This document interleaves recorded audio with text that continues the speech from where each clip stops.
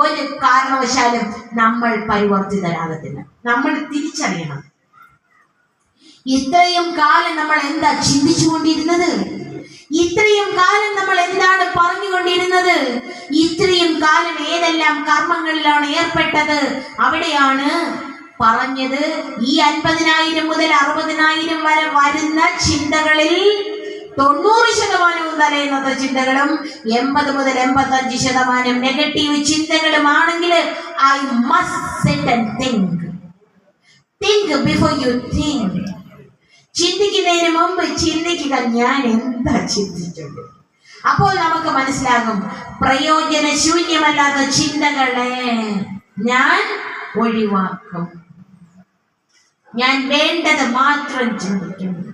തനിക്കും അന്യനും പ്രയോജനപ്പെടുന്ന ചിന്തകൾ മാത്രമേ തന്റെ ഉള്ളിലേക്ക് കടന്നു വരുന്നുള്ളൂ എന്ന ശ്രദ്ധ.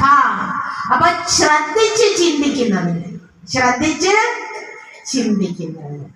അവധാനപൂർവം ചിന്തകളെ വീക്ഷിക്കുന്നതിന്, അങ്ങനെ വീക്ഷിച്ച് അനാവശ്യ ചിന്തകളെ ഒഴിവാക്കുന്നതിന് ഒക്കെ നമ്മൾ പരിശീലിക്കും.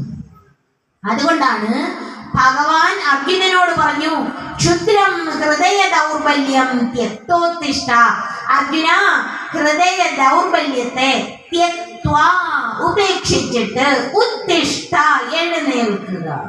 നീ ഉള്ളുണർവുള്ളവനായി, നീ ബോധവാനായി, നീ ഒരു ക്ഷത്രിയനാണെന്ന് അറിഞ്ഞുകൊണ്ട് നീ നിന്റെ ധർമ്മത്തെ ചെയ്യുക, അനുഷ്ഠിക്കുക. ഇത് പറഞ്ഞപ്പോൾ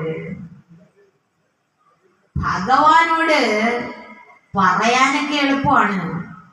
ഭഗവാനെ, എനിക്ക് എന്ത് ചെയ്യണമെന്ന് അറിയത്തില്ല. അഹം തേ ശിഷ്യഃ. അല്ലയോ ഭഗവാനെ, ഞാൻ അങ്ങയുടെ ശിഷ്യനാണ്.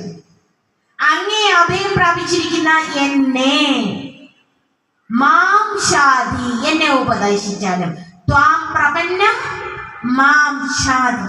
അപ്പോഴേ ഭഗവാൻ ഉപദേശിക്കത്തുള്ളൂ. ഭഗവാനെ സമാശ്രയിക്കണം. ഇന്നലെ നമ്മളത് വളരെ കൃത്യമായിട്ട് പറഞ്ഞു അല്ലേ? ഭഗവാനെ സമാശ്രയിക്കുന്നവർക്ക് ഭഗവാൻ അവരുടെ ഹൃദയത്തിൽ സർവ്വവിധ അനുഗ്രഹങ്ങളും ചൊരിഞ്ഞുകൊണ്ടുണ്ടാകും എന്ന് പറഞ്ഞു. അതുപോലെ അർജുനൻ ശ്രീകൃഷ്ണ പരമാത്മാവിനെ